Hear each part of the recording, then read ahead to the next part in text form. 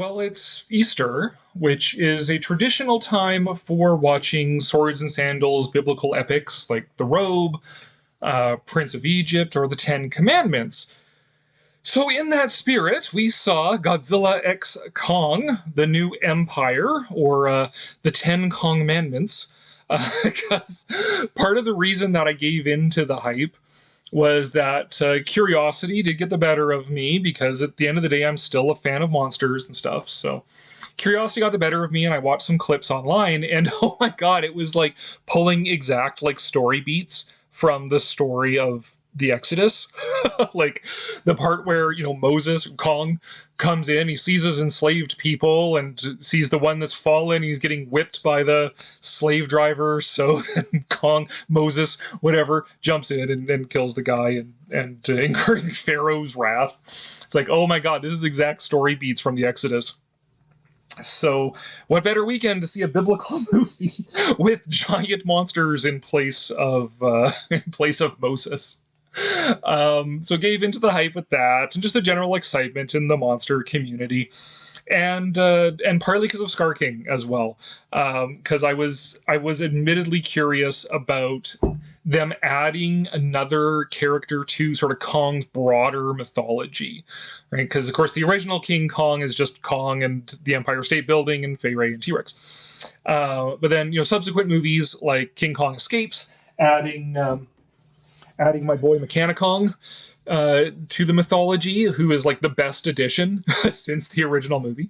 And so, adding another villain for Kong was an appealing prospect. And I actually like Scar King a lot. He's like to me, he's it's between him and Zuko that are like the scene stealing, movie stealing characters,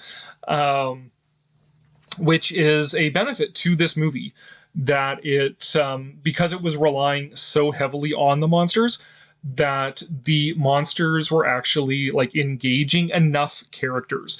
And that's important to say, that enough, right? Because this was not a great movie by any stretch of the imagination. This was a textbook definition, like turn your brain off and just strap in sort of movie.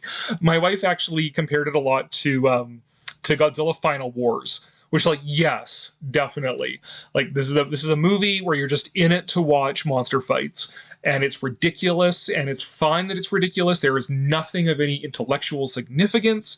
There is nothing of any thematic meaning in this. It is just straight up, you like watching monsters fight.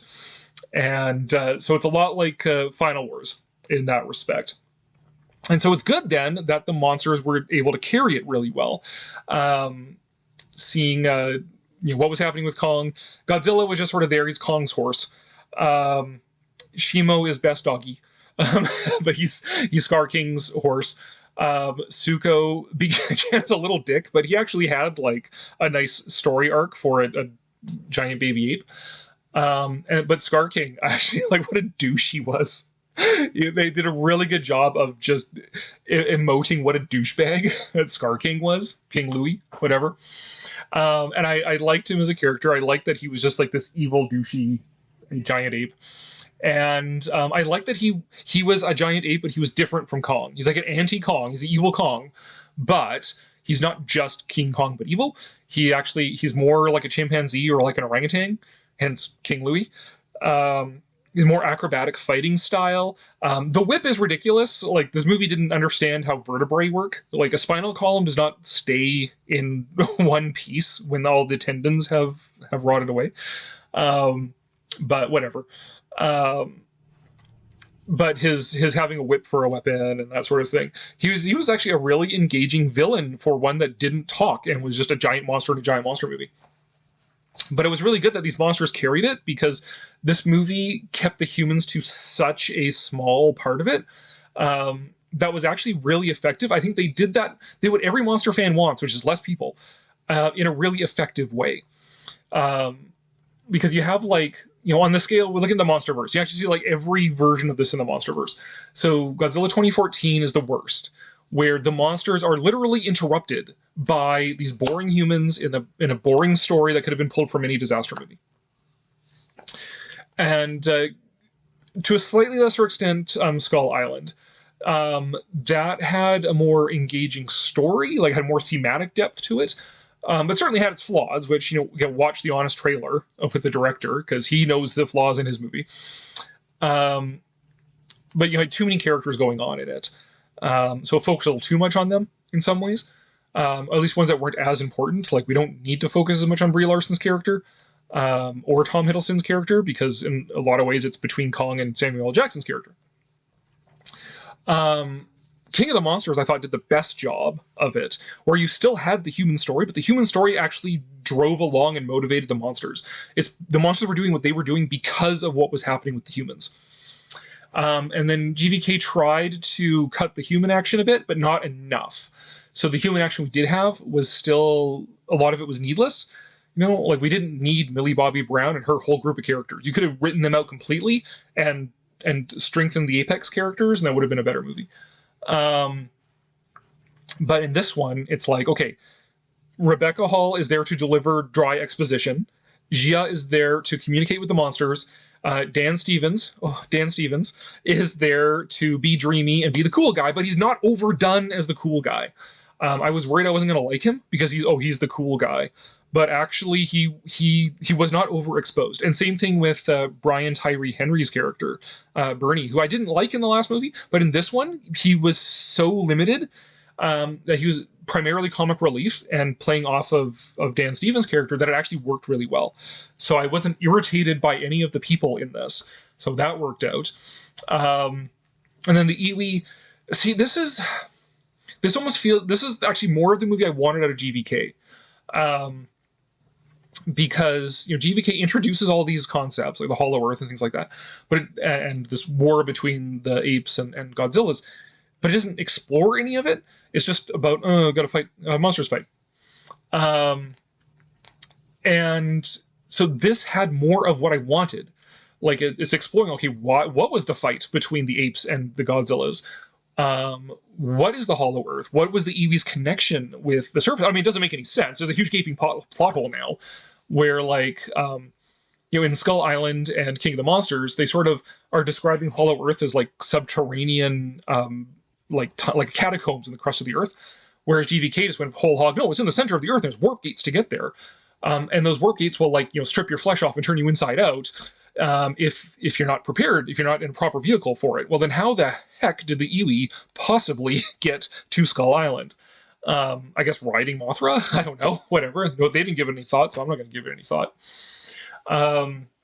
But exploring what the Iwi's connection with the monsters is and all that sort of stuff. More of that mythology stuff, that it was based around that, and that's more what I wanted. And I would say I definitely enjoyed this movie more than I liked GVK. I mean, GVK, the humans were awful, like, just poorly written. The monster fights were well choreographed, but you had the problem of the fans. there was such this big heavy emphasis on, it's Team Godzilla versus Team Kong, which really ended up being Team Godzilla versus Team just wants this to be a good movie. And Team Godzilla feeling this need to constantly attack Kong fans and King Kong and say how lame Kong is and stuff like that.